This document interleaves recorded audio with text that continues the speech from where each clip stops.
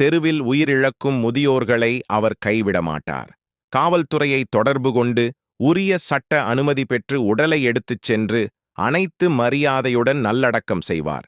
இதில் தனிப்பட்ட செலவுகளை அவர்தான் ஏற்றுக்கொள்வது குறிப்பிடத்தக்கது. இறப்பின் பின்னும் ஒரு மனிதனுக்கு கடைசி மரியாதை கிடைக்க வேண்டும் என்பதே அவரது பெரும் நோக்கம். மரணத்திற்கு பிறகு கூட ஓர் அடக்கம் என்பதற்கான மனித உரிமையை காப்பாற்றிக் கொடுக்கிறார் மணிமாறன். இவரது சேவை அன்பின் இரக்கத்தின் மிகுந்த வெளிப்பாடு. இவர் செய்யும் இந்த பணி வெறும் ஒரு கடமை அல்ல, அது ஒரு உயர்தரமான ஆன்மீக சேவை. மணிமாறன் போன்ற நற்பண்புடையவர்களால் தான் இந்த உலகம் இன்னும் சிறிது நன்றாகவே இருக்கிறது என்பதற்கு இவன் ஜீவசாட்சி. அவரது செயல்பாடு அனைவருக்கும் ஒரே ஒரு கற்றலை புகட்டுகிறது. அருள் கொண்டு வாழ்ந்தால் உயிரற்ற உடலுக்கும் மரியாதை கிடைக்கும். இவரது சேவை எல்லா சமூகத்திற்கும் சுடர் போல் இருக்கும்.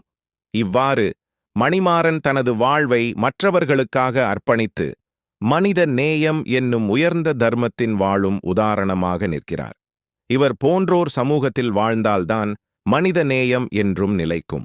ஆன்மீகச் செய்திகளுக்கு லைக் பண்ணுங்க, கமெண்ட் பண்ணுங்க, ஷேர் பண்ணுங்க, சப்ஸ்கிரைப் பண்ணுங்க. இந்த செய்தி உங்களுக்கு பயனுள்ளதாக இருக்கும் நாங்கள் நம்புகிறோம். நன்றி, வணக்கம்.